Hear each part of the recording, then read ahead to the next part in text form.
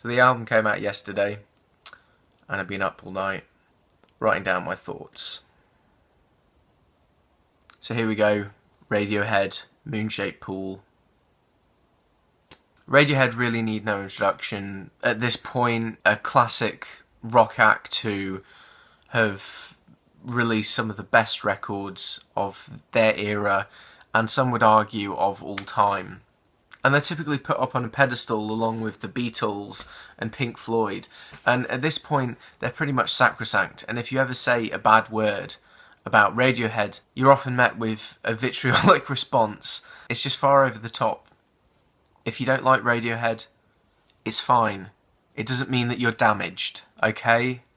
But they are responsible for some of my favourite records, particularly Kid A. Lately, since their departure from EMI, they've been doing some kind of internet marketing tactics. With their album In Rainbows, they gave the option for the consumer to pay whatever they wanted for it. And with The King of Limbs, their last record, it was kind of released out of nowhere. But for me, I wasn't really a fan of King of Limbs because I felt like, aside from Pablo Honey, it was their first record in their canon, which kind of fell short.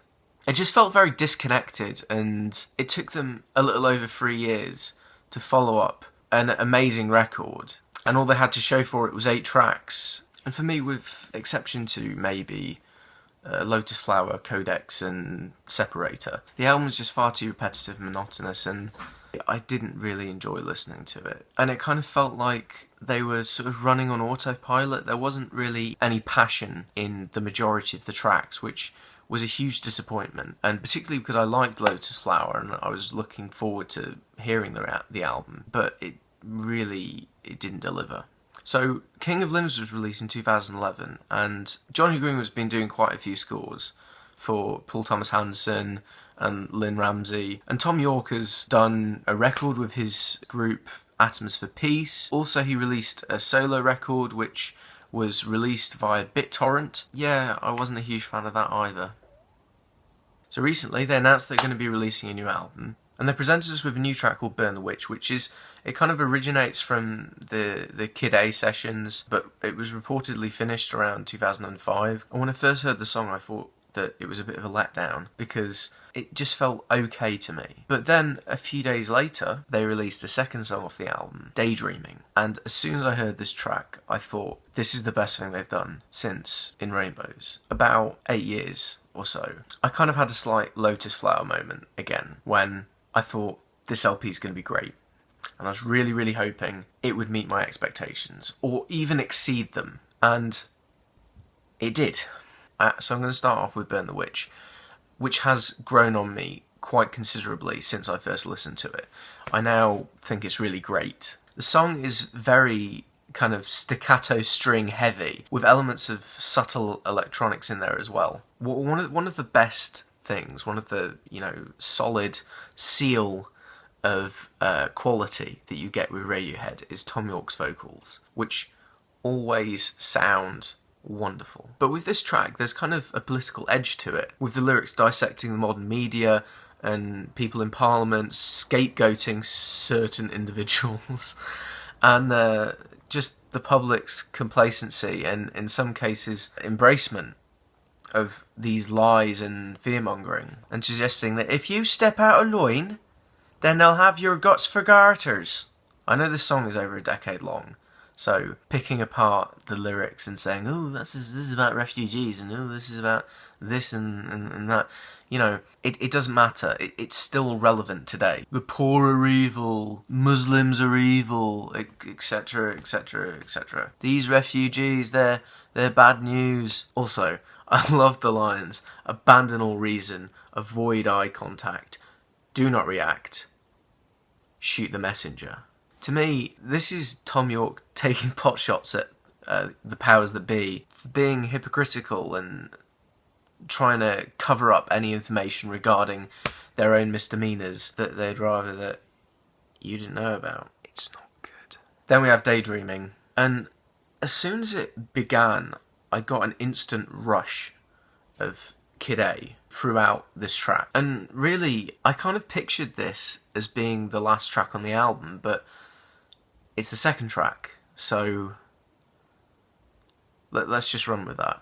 And also, I noticed that the tracks are all in alphabetical order. I think perhaps the use of titles was deliberate to make them in that order. The use of percussion and what sounds like a harp in this track is just sublime.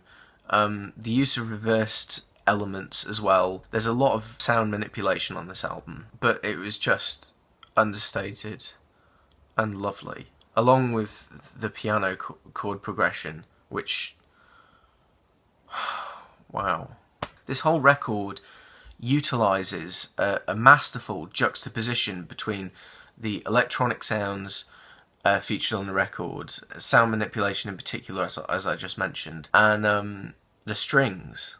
There's a lot of strings on this album, which is kind of unusual for Radiohead. I love how towards the end you have the violins just descending, going. It's so cinematic. And then this is succeeded by this ominous loop with a cello and manipulated vocals, and there's some other stuff in there which I can't really decipher, but it sounds incredible. Now, the lyrics on this one kick off the main theme for this record, breakup. Now, this is something that Radiohead has never really tackled full on before, at least in this way. The words divulge information regarding a relationship that's just beyond repair, and how the person involved on the receiving end of this was probably in a state of ignorant bliss, whereby they weren't really focusing on their needs and only just skidding through the relationship, just going, oh, this is great, and not really working at it with that other person. And I read a few interpretations where towards the end you hear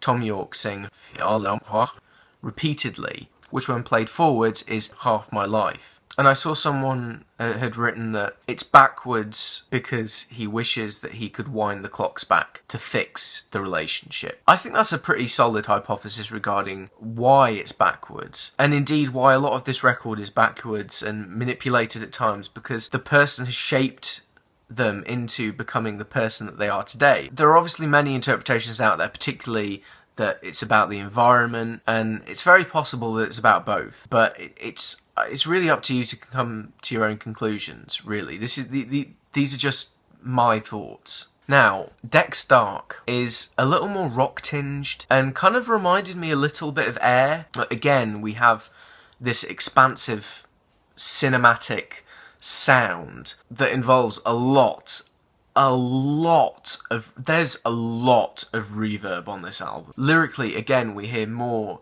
about him dealing with the end of an era from the previous track. But here we have some cosmic imagery which comes into play with the album's title, A Moon-Shaped Pool. To me, this track deals with depression and follows the end of a significant relationship. The lyricism is very bleak, but ultimately he decides to embrace the darkness in the end. But I kind of feel like he's sort of in denial over it and putting his fingers in his ears thinking, ah, la, la, la, la, la, and that it will all go away, as these lyrics show. And in your life there comes darkness, the spaceship blocking out the sky. There is nowhere to hide. You run to the back and then cover your eyes. But it's the loudest sound you've ever heard. Now we're trapped. We're dark, cloud people.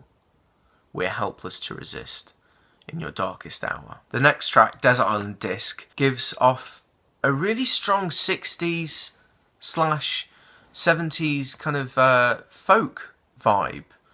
English folk, from the likes of Nick Drake and Pentangle and Fairport Convention, which is something that I've never really heard Radiohead do in the past. Also, there's a really nice ambient soundscape playing behind it, which sounds really pleasant. It kind of reminded me a little bit of Pink Floyd. In fact, a great deal of this album is very Pink Floyd-esque. And there's also some jazz drumming in there as well. This record is full of tracks that have been floating around for many, many, many years. Some decades. They've done this before, but they've also done it to great effect with the likes of Nude, which was featured on In Rainbows, which dates back to the OK Computer sessions. And look how well that was pulled off. I don't have a problem with them reusing old songs, as long as it works. And this is the case with this track. I see the lyrics as kind of being an attempt to try and move on from the experience, but ultimately, as we delve further into this album, we see that obviously that didn't work. Okay, so Ful Stop.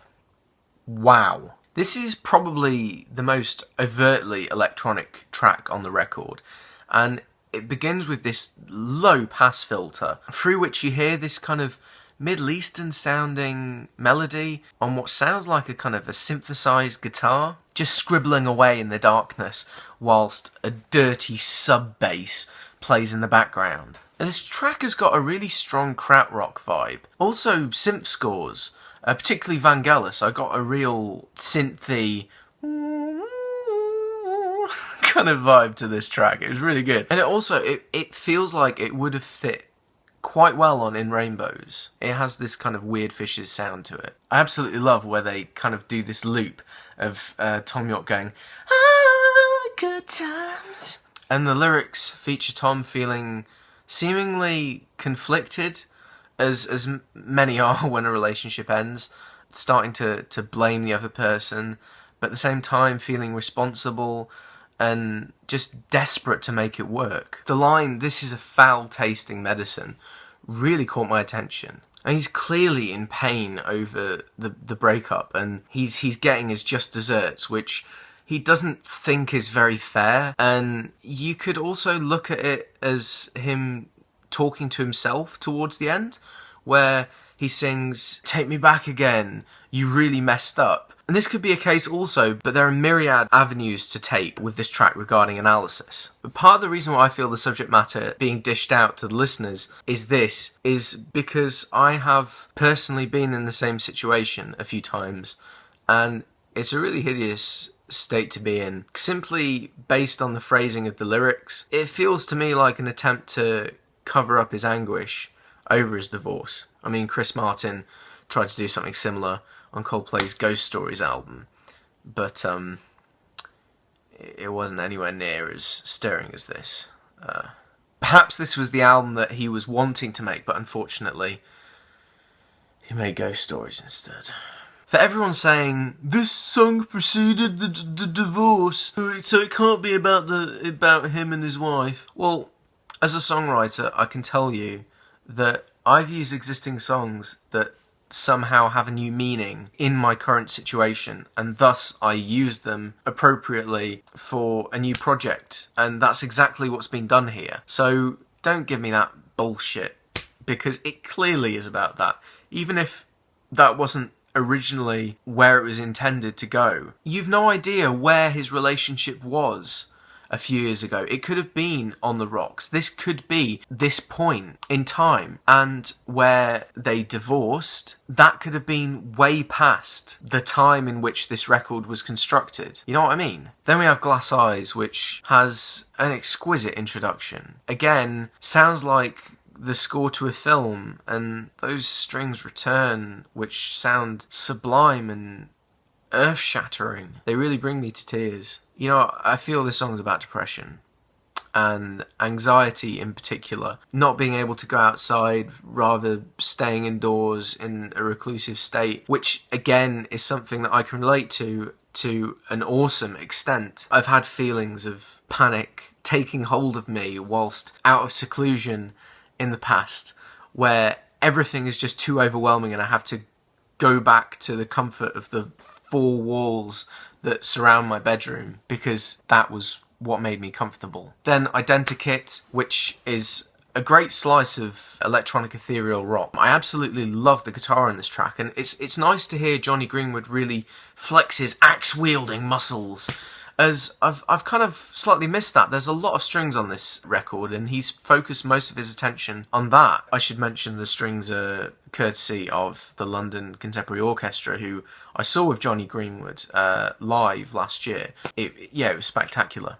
But lyrically, I've seen some people say that this is a political song, but I think again, it's following the same trend of dealing with his misery. The track in particular has Tom pushing the idea that his partner is empty despite her pleasant exterior, and how he'd rather she just get it over with, or at least the part of him wishes she'd just rather get it over with. Perhaps she's not sure that this is the particular outcome she wants, and she's conflicted and doesn't really know what to do, but he doesn't want to be left hanging and wishes that she would just give him the final verdict of where the relationship is going, forward or south. Then we have the numbers, and it was originally titled Silent Spring, and it was performed a few years back in Paris with Desert Island Disc. It's very bluesy. It reminded me slightly of Led Zeppelin. Perhaps that was the chord progression. It kind of sounded a little bit like Kashmir. The strings in particular had that kind of sound to it. But this track was very mellow and laid back. And on this track in particular, it seems about the environment and how only we can change, which made for a nice respite, as I was feeling pretty sad up until this point. It was a really good break from all the misery of broken hearts. So then we have Present Tense, again, another old song. The first thing that struck me is this has a really strong samba vibe. Just everything, the key that the guitar's in, and the finger plucking, the weird way that they're trying to recreate maracas, which sounds like sandpaper rubbing against a piece of wood, and also the drums, and it sounds glorious. The lyrics, they move me to tears. They depict a state where you're trying to save face and not show how much you're hurting inside. And I won't get heavy, keep it light. Also, those backing vocals are wonderful, may I add. But in regards to how he's feeling, he's not going to give up and still try to get her back, because if he does give up, then the whole thing has been futile and there's been no point to all of this. His love has meant nothing. We have the longest track, which is Tinker Tailor Soldier, Rich Man, Poor Man, Beggar Man, Thief, which references the John le Carré novel Tinker Tailor Soldier Spy. The song has a huge Kid A aesthetic to it, reminding me a little bit of Idioteque. Again, such as Dex Dark, this reminded me a great deal of Air. I love the reverb on this track, and the strings, again, it's so cinematic. It reminded me slightly of the theme to Lawrence of Arabia. It's so sweeping. Johnny Greenwood, you've done well. Lyrically, though, this song is a little more impenetrable than the others. It could be about the damage that we're doing to the environment when he says all the holes at once are coming alive. And he could be talking about the ozone layer there, but he does sing "Honey, come to me before it's too late." So perhaps he's using this as a metaphor for the collapse of the relationship and hoping that he can fix it, like the environment. But that's just a stipulation there. I don't know. And then finally, the album finishes with True Love Waits, which is one of my all-time favourite Radiohead songs. The track has been around for the past 21 years, and it was written around the time of the Benz era, and it previously featured in a live capacity on the compilation I Might Be Wrong, but I'm so glad that it's been committed to record for the first time, finally, and I love the new arrangement. It sounds so good on piano, and I don't get me wrong, I love the guitar version, but it sounds wonderful. The lyrics, I mean, they're absolutely beautiful. With Tom suggesting that he will do anything for this woman that he's with, willing to compromise everything and change as much as it takes, just so she won't leave. I'll drown my beliefs to have your babies. I'll dress like your niece and wash your swollen feet, which is a reference to pregnancy. And in lieu of recent events regarding the split of his partner of 23 years, I can see why this was finally chosen to be on the record. The protagonist in this case is holding on to something that ultimately has already departed. And there's kind of a sense of denial in there. It makes for a heart-wrenching coda to this record, which left me overwhelmed. And then some. And as he lets out a cry of, "Don't leave," I can't help but weep. This record is head and shoulders above the King of Limbs. With that record, there was something stilted and forced about it. It felt like Radiohead running on empty at points, with little to no emotion being conveyed at all on certain tracks. But this is a whole other kettle of fish. This record is remarkably panoramic, in a manner that leaves me in awe. Johnny Greenwood's score work that he's done over the years for the likes of Paul Thomas Anderson and Lynn Ramsey really comes through, and the resulting outcome is absolutely gorgeous. At certain points in this record, it's heartbreaking, and at times so overwhelming that I'm not ashamed to say that I cried, and I'm kind of getting a bit at the moment. I'm really glad that they managed to come through with a record this good. As I was beginning, in light of recent projects that they've been doing, to think that perhaps they had just lost it. But amazingly, they were able to bring it back, and my lord, they have done a bang-up job. Well done, lads. I absolutely love this album. I'm going to give this a 9 out of 10. I think there are a few tracks that don't match up to the same highs as the rest of the record, but it in no way sullies the record as a whole. They're great tracks, they're just not perfect. I can't recommend it highly enough. So please support the group, buy the record, and let me know what you thought of it in the comments below. I really want to know, because I want to hear what all of you think about this record. If you really hate it, if you really love it, I can't understand anyone hating this record. But nothing is for everyone. I'm gonna go and sort myself out now